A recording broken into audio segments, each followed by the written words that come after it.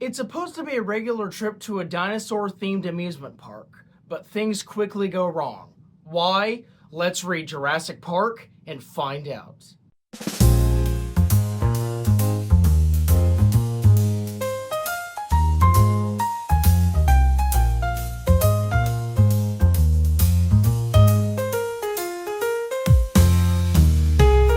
Welcome back to BG's Books. I'm Mr. BG, and today I will be reviewing Jurassic Park by Michael Crichton. So if you've been watching my channel for a while, you would know that this is not my first Michael Crichton book. My first Michael Crichton book was The Andromeda Strain, and while I wasn't too crazy on that one, I actually did favor Jurassic Park here quite a bit more highly for reasons I will get to in due time. But anyway, so another thing about Jurassic Park is that similar to the Screwtape Letters and the Writing Retreat before it, Jurassic Park is another one of these books that I was given to by a coworker. So thank you to my coworker, and yeah, so there's that. But anyway, I'm sure that none of you need any sort of introduction to Jurassic Park. The movie's, of course, very famous. I've actually seen the movie like twice or three times, I think. I've seen it a couple times, but not too many times. And then, of course, later in life, I found out that it was based on a book. And so, of course, I have the book here. And then, yeah, so let's see how well it follows it. Let's see how well the movie follows the book. Spoiler alert, it doesn't really follow the book that much. But anyway, so yeah, without further ado, let's get right into discussing what Jurassic Park is actually about. So the novel takes place in 1989, and basically some scientists are over in Costa Rica where some workers are doing stuff, and this one worker is attacked by this creature whom they later suspect to be a velociraptor, one of the dinosaurs. And then later on, this little girl who is on the beach vacationing with her family is also attacked by a smaller dinosaur. So, you know, pretty strange because dinosaurs have been extinct for the last 65 million odd years or so. So anyway, that's interesting. So anyway, now we cut to the real story, where we follow Alan Grant and Ellie Sattler. They are two paleontologists working at a dig site in Montana.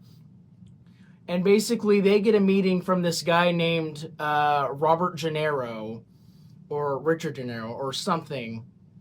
His name is Gennaro, but anyway, he's like the lawyer guy from the movie. Anyway, he tells them that this guy named John Hammond has set up an amusement park, and they kind of want Alan Grant's like permission to do it or whatever. So he's just like, okay, what is it about? Well, it's about dinosaurs.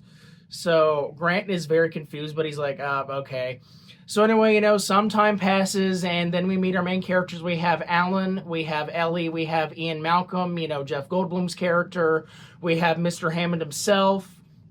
We have Dr. Henry Wu. We have Robert Muldoon. We have Gennaro. There's a lot of main characters, so just bear with me. And of course, we have Hammond's grandkids, Tim and Lex Murphy, which another interesting thing about this is that Tim is the older one that likes computers in the book, while in the movie that happens to be Lex. So I just thought that was very interesting that the roles are kind of reversed.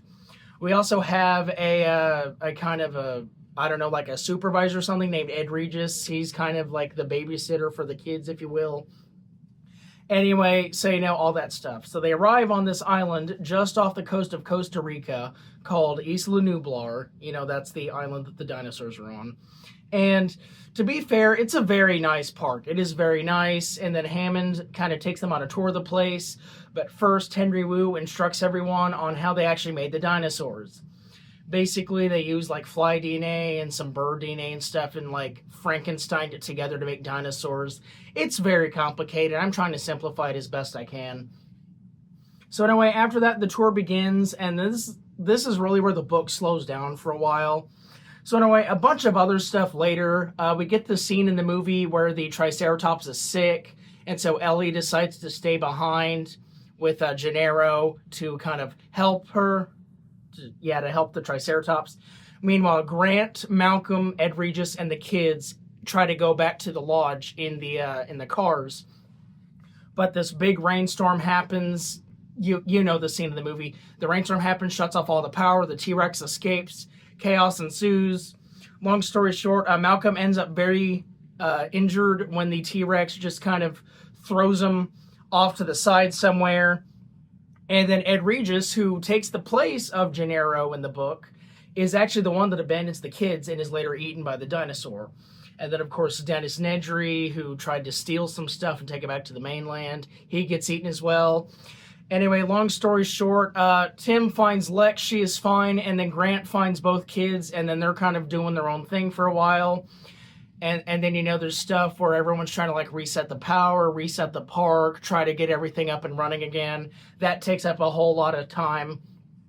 And then finally, Grant and the kids end up back at the visitor center. So Alan goes to try and reset the power because they still can't get it figured out. And then the kids get pursued by raptors into the kitchen and stuff. You've seen the movie, so you probably know that scene. Anyway, long story short, they manage to evade the raptors, but then are later attacked by more raptors that chase them. And then I forgot to mention this, but they found Malcolm, not the kids, but like the other search party, Muldoon and Gennaro. They found Malcolm somewhere, and so now they're kind of like nursing him back to health with Harding, who's the vet there. Anyway, and then Malcolm just goes delirious. He delivers a bunch of like weird rants about science and stuff. That was one of the more boring parts of the book.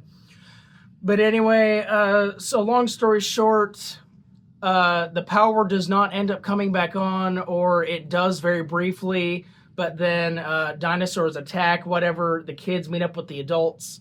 And then Grant realizes that some of the dinosaurs are actually male, even though Wu specifically said that all the dinosaurs were female. So they're breeding somehow.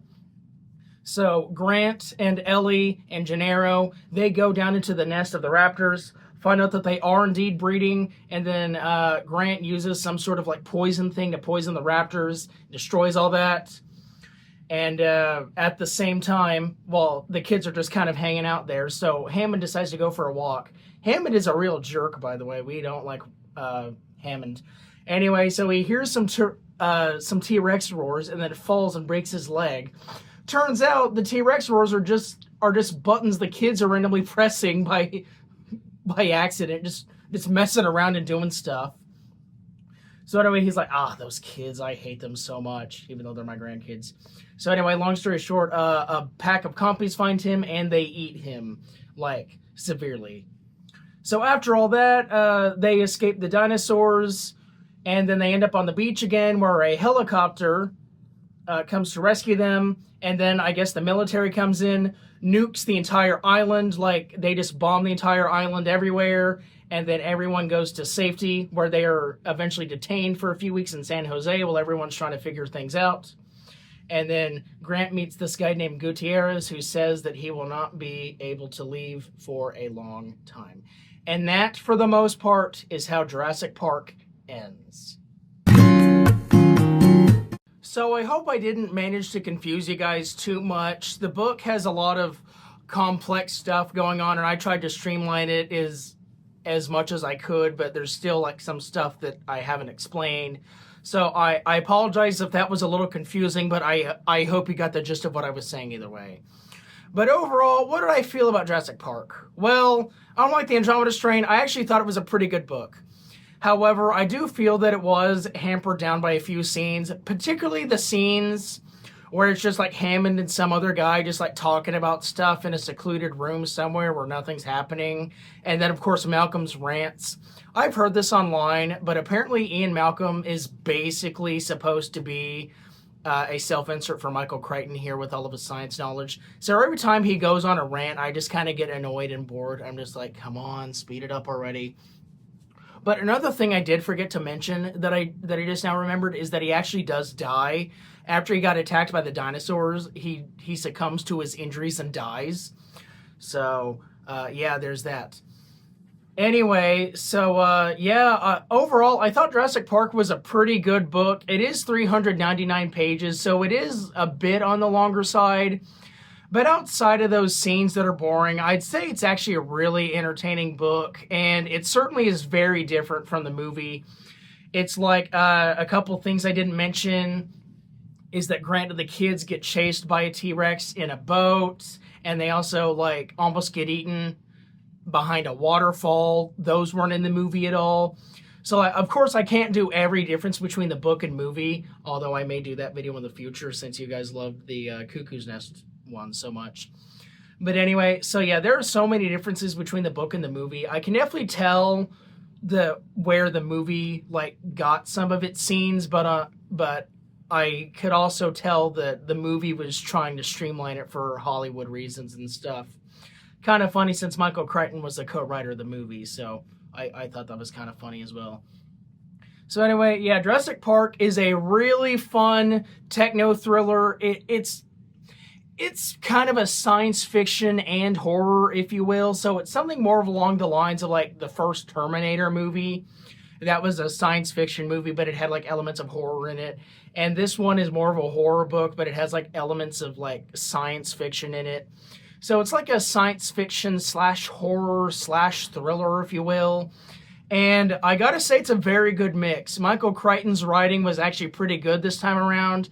The characters outside of Hammond and Malcolm are actually decently likable. And yeah, I don't really have that many bad things to say about it. I just gotta say that some of the rants are annoying and some of the slower scenes were painfully slow to get through. But that's about all I have to say about the book. So anyway, guys, go read Jurassic Park. It is not like the movie, but I promise it is worth it. I promise you that, guaranteed. But anyway, guys, that is it for my review of Jurassic Park. I hope you guys enjoyed this video, and I certainly want to go back and watch the movie now that I've read the book, because I have not seen the first movie since just after Dominion came out, I believe, which was the 6th one, and then they just released the 7th movie. Well, like last July they did, and I haven't even seen that one yet. So I still have a couple more things to experience with the Jurassic Park franchise.